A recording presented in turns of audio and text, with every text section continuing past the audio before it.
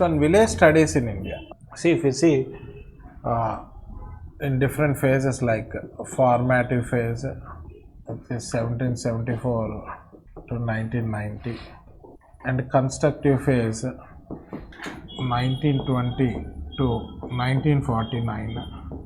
In these two phases, basically Britishers studied rural and tribal areas to understand how they operate. It is for only their administrative convenience. By knowing better about them, they are able to administer them. So, because of this reason, a number of studies were conducted, and some Indian anthropologists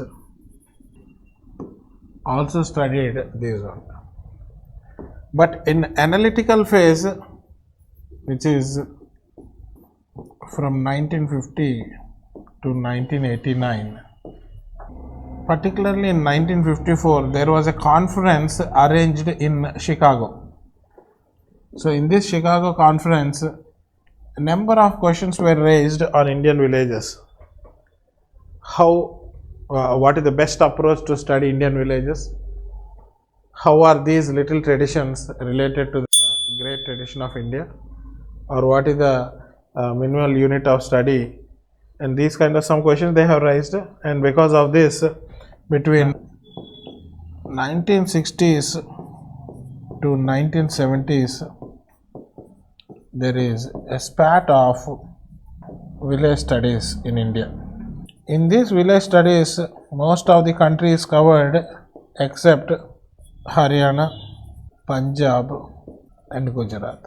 So, from evaluative phase onwards, it focused mostly on the impact of various modern phenomena on Indian villages.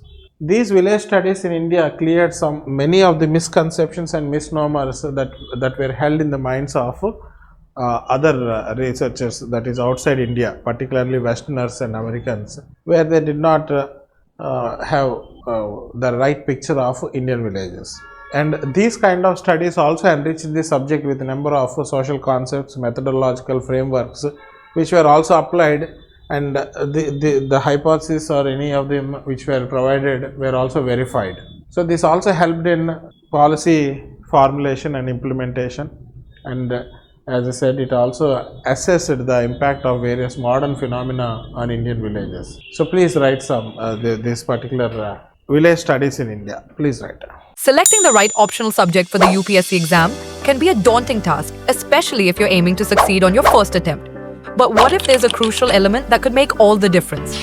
That element is continuous answer writing practice. At Vijetha IAS Academy, our Anthropology Optional Foundation program offers a comprehensive approach. Not only will you delve deeply into the subject matter, but you will also engage in daily and weekly answer writing exercises.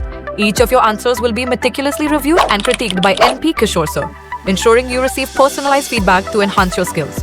This approach has already helped many students achieve impressive marks and ranks, such as Akanksha Singh, 311 marks in Anthro CSE 2022. Chaudhary Shipra Vijay Kumar, 307 marks in Anthro CSE 2022. Ajin Kumar, who cracked UPSC in his first attempt, and many more. With daily feedback and structured practice, you will be well prepared to succeed in the UPSC examination. With our focused feedback and structured practice, you'll be well equipped to improve your performance and boost your chances of securing a top rank in the CSE. Don't wait any longer. Enroll in Vijetha IAS Academy today and unlock the proven success formula for conquering the UPSC exam.